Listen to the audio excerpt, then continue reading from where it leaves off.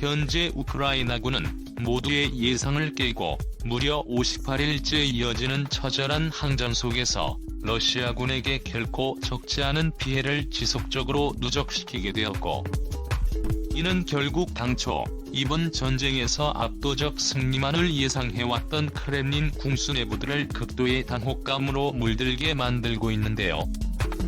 최근에 와선 그나마 동부 돈바스 점령 작전으로 목표를 축소하게 되면서 나는 러시아군이 뒷심을 발휘하는 듯 보이고 있지만, 실상은 수도 키예프 점령에 최종 실패하게 되면서 밝혀진 러시아군의 처참할 정도로 허접한 전쟁 수행 능력이 국제사회에 여실히 드러나버리며 그간 미국을 대적할 수 있는 거의 유일한 군사강국으로 평가되던 세계 2위의 러시아군 전력은 전세계적인 조롱거리로 전락해버리고 말았습니다. 특히 지금까지의 전황을 세세하게 분석하기 시작한 세계 각국의 군사 전문가들은 당초 개전 초기만 하더라도 압도적 열세로 평가받아오던 우크라이나군이 이토록 엄청난 활약을 할 수 있었던 결정적 이유가 바로 드론 부대를 활용한 게릴라전에서 러시아군에게 괴멸적인 피해를 입혔기 때문이라고 전했습니다. 실제로 이 때문에 최근 수많은 외신들과 군사 전문 매체들에서는 현대전에서 전쟁의 규칙을 새로 쓰기 시작한 드론과 무인무기 시스템에 대한 폭발적인 관심이 쏟아지고 있는 상황인데요. 이런 가운데 최근 바이든 행정부에서 지금까지 공개되지 않았던 대러시아 맞춤형 킬러 드론 수백 기를 개발해낼 얼마 전 우크라이나군에게 그 일부를 제공했다는 사실과 함께 최근 전력의 현대화를 가속화하고 있는 대한민국에서까지 군 전력화를 목표로 한 방산용 사족 보행 로봇을 개발하겠다는 폭탄 선언을 하자 현재 전 세계의 방위산업계는 무인무기 체계에 대한 폭발적인 관심이 집중되고 있습니다. 그렇다면 현재 이번 전쟁을 통해 더욱 세세하게 밝혀지고 있는 무인무기 체계의 그 압도적인 위력과 전세계에 관심이 집중되고 있는 우리나라의 다족보행 로봇이 무엇인지를 자세하게 알아보겠습니다. 우선 최근 미국 방부에서 밝힌 개전 초기부터 현재까지 드러난 러시아군 전력 분석에 의하면 이들은 특히 야간 전투에 아예 징병인 것으로 나타났다고 분석했는데요. 실제로 우크라이나군에 들어온 부대로 알려진 아이로로즈비드카가 지금까지 수많은 야간 전투에서 러시아 기갑 부대에게 괴멸적인 타격을 입혀온 것으로 드러났습니다. 결과적으로 러시아군은 휴식과 숙면을 취해야 할 밤에도 보이지 않는 은밀한 공격을 해오는 적에 대한 경계 태세를 늦출 수가 없어 극도의 불안감과 스트레스를 호소하고 있다고 하는데요. 아이로로즈비드카는 잠들지 않는다는 그들 부대의 모토처럼 어둠 속에서 혁혁한 공을 세우고 있는 것이었죠. 이런 엄청난 성과를 올릴 수 있었던 결정적 이유는 바로 열화상 카메라가 장착된 소형 드론으로 칠흑 같은 어둠 속에서도 러시아의 기갑 차량을 귀신같이 찾아내 공중에서 그 어떠한 저항도 없이 대전차 수류탄 공격을 커버할 수 있었기 때문이었습니다. 실제로 해당 부대가 공개한 수많은 실전 영상을 보면 러시아군은 우크라이나 군의 소형 드론을 제대로 탐지해내지 못하는 모습이 여실히 드러나고 있는데요. 이런 러시아군의 치명적인 약점이 드러나자마자 바이든 행정부는 지난 21일 우크라이나에 1조 원 규모의 추가 경제 무기 지원에 나서면서 지금까지는 공개하지 않았던 피닉스 고스트 전술 드론 121기를 깜짝 포함시켰습니다. 특히 미국 방부는 이 드론이 우크라이나를 위해 맞춤 제작된 것이라면서도 최대한 자세한 재원에 대해선 언급을 함구하고 있을 정도로 해당 무기가 실전에서 엄청난 성과를 낼 것이라고 기대하고 있었는데요. 그만큼 미국 방부는 이번에 지원될 드론이 최근 본부대 공세를 펼치기 시작한 러시아군을 상대로 가장 압도적인 타격을 입힐 수 있는 게임 체인저로 생각하고 있는 듯 보였습니다.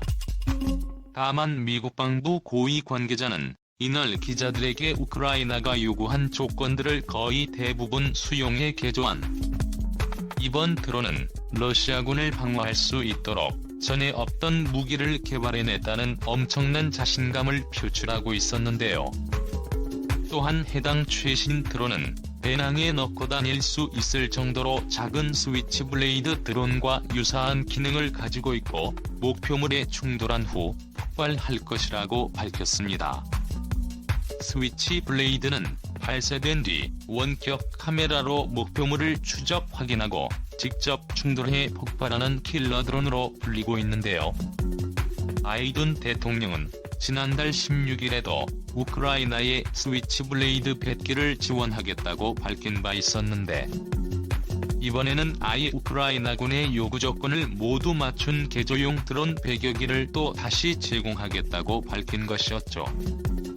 지금까지 밝혀진 바에 의하면 이번에 미 공군이 개발한 피닉스 고스트 역시 목표물에 직접 충돌해 폭발하는 방식의 드론으로 예상되고 있는데요.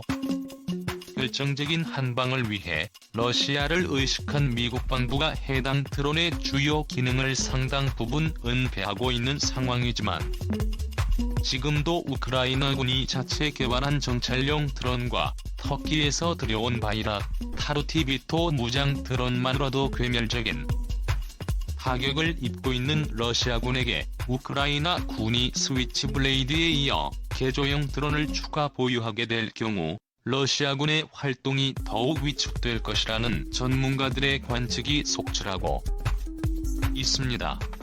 이처럼 급격하게 변화되기 시작한 현대전의 양상에 대해 분석한 존 파라니치 랜드 연구소 연구원은 과거 전쟁에서 탱크가 전력의 한 축을 담당해왔던 것은 사실이지만 현대전에서 드론을 비롯한 무인 무기 시스템이 더욱 결정적인 역할을 하게 되었다는 분석을 내놓았는데요. 이런 가운데 최근 우리나라에서도 현대전에서 공중 무인기가 대활약을 하고 있듯 미래의 지상 로봇의 게임 체인저로 불리는 다족 보행 로봇을 개발하기 위해 현대로템과 로봇 플랫폼 전문업체인 레인보우 로보틱스가 손을 잡고 베테러 임무를 수행하는 가족 보행 국방 로봇 개발에 나서 큰 화제가 되고 있습니다. 지난 6일 보도에 따르면 국내 로봇 연구 분야에서 최고 수준의 기술력을 보유한 레인보우 로보틱스는 카이스트 큐브 로봇 개발팀이 설립한 회사로 미국의 마이텍 공대와 미 해군 연구소 구글에까지 자신들의 이족 보행 로봇을 제공한 실적이 있을 정도로 다족 보행 로봇 분야에서 매우 높은 기술력을 보유하고 있는데요. 특히나 이 회사는 10여 년 전부터 휴고 로봇이라는 이족 보행 로봇을 자체적으로 개발하면서 다수의 재난 챌린저 대회에서 입상해 높은 기술력을 인정받는 등 대한민국뿐만 아니라 전 세계에서도 내로라 하는 로봇 기술 분야의 정점에 위치한 기업으로 알려져 있습니다. 그런데 최근 이 기업이 로봇 관련 분야에 천문학적인 투자를 감행하고 있는 현대로템과 국방 분야 로봇을 개발하기 위한 기술 협력을 본격적으로 시작하게 되었다고 밝히자 전 세계 방위 산업계에 관심이 집중되는 것은 어찌 보면 당연한 결과라고 할 수 있었습니다. 특히나 현대로템이 다족 보행 로봇을 본격적으로 개발하기로 나선 것은 베테러 임무뿐 아니라 향후 소형화를 거듭해 나간다면 공중의 드론과 같이 지상에서 적을 은밀하게 감시하고 공격할 수 있어 아군의 생존성에 큰 도움을 주게 될 것으로 기대하고 있기 때문이었습니다. 실제 이번 우크라이나 사태를 계기로 무인기의 본격적인 활용이 새로운 게임 체인저로서 확고히 자리 잡아나가고 있는 시점에서 지상에서도 주변의 상황을 자동으로 인식하고 판단에 능동적으로 대응해 나갈 수 있는 무인 무기체계 개발이 더욱 활발하게 이루어지기 시작한 것이었습니다. 실제로 몇 년 전부터 해당 분야에 꾸준한 투자를 감행해온 미국은 지상 로봇의 원격 사격 통제 체계가 탑재된 기관총과 대전차 미사일, 휴대용 지대공 미사일까지 장착하는 지상 무인 체계를 속속 발표하고 있는데요. 아직까지 세계 각국에선 기술력의 한계와 효율적인 측면 때문에 하늘에서 날아다니는 무인기 위주로 개발이 이루어지고 있지만, 앞으로의 미래전에서는 지상에서도 무인 체계가 등장할 정도로 높은 수준의 상황인식 기능과 인공지능 자율주행 기술이 합쳐져 조만간 보병의 역할을 완벽하게 대체할 수 있는 새로운 무기체계로서의 관심이 집중되고 있습니다. 이 때문에 군사강국을 중심으로 공중무인 체계의 개발로 시작해 현재는 지상 무인 체계를 본격적으로 개발해 나가고 있으며, 여기에 다양한 무기들까지 탑재해서 야전 운용 시험을 추진해 나가고 있는 상황인데요. 그러나 아직까지 거의 대부분의 지상 무인 체계는 바퀴를 활용하고 있다는 특징이자 단점이 있는 상황입니다. 그도 그럴 것이 바퀴나 궤도를 이용하면 지형지물을 매우 빠르게 이동할 수 있으며, 험한 지형도 손쉽게 극복할 수 있다는 장점들이 많아 현존하는 대부분의 지상 무기 체계에 적용되고 있습니다.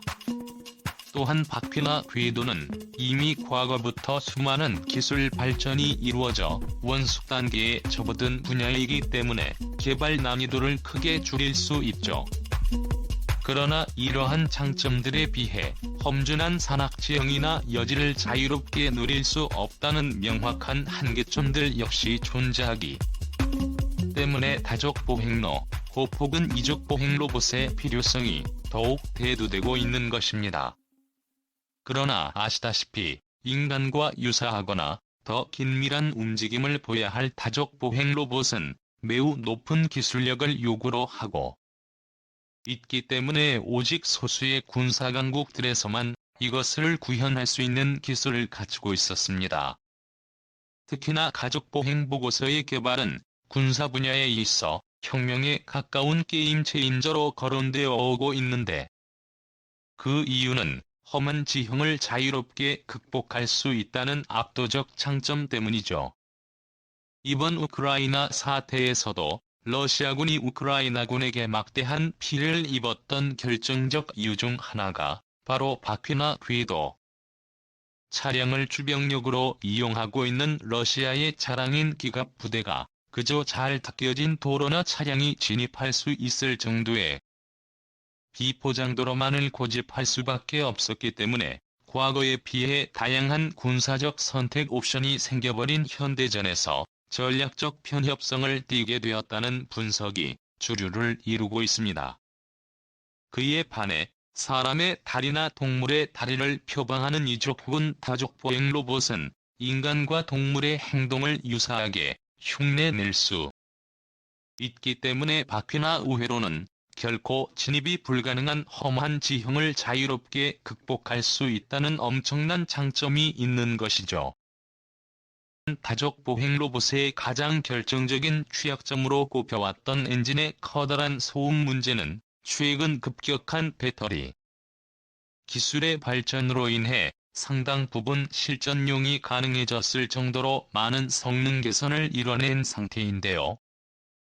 이에 현대로템과 레인보우 로보틱스가 협력해 만들어낸 다족보행 군사 로봇이 본격적으로 양산에 돌입하게 된다면 향후 네 발로 다닐 수 있는 수많은 다족보행 로봇이 지와 산지가 많은 우리나라의 지형의 특징에 맞춰 개발되어 전후방을 가리지 않는 탐지 레이더와 공격 무기를 활용해 북한군의 특수 침투 부대를 매우 효과적으로 괴멸시킬 수 있을 것으로 기대되고 있습니다. 그렇게 되면 우리나라는 급격한 인구 감소로 인한 병력 부족 현상을 해소하는 것을 넘어 우리 장병들의 소중한 생명을 지켜내는 것 또한 가능하게 되는 것인데요. 아직은 세계 최강의 군사력을 가진 미국조차도 무인 로봇 분야의 명확한 실적을 내지 못해 정확한 성과를 예측할 수 있는 상황은 아니지만, 분명한 것은 현재 군사강국들 사이에서 하나같이 이 같은 가족보행 로봇 개발에 사활을 걸고 있다는 것입니다. 중국과 북한, 일본, 그리고 이제는 러시아라는 최악의 지정학적 위치에 놓인 대한민국이 나아가야 할 방향성 역시 이들의 움직임에 있다고 생각합니다. 지금까지 이시국이었습니다. 끝까지 시청해주셔서 감사합니다.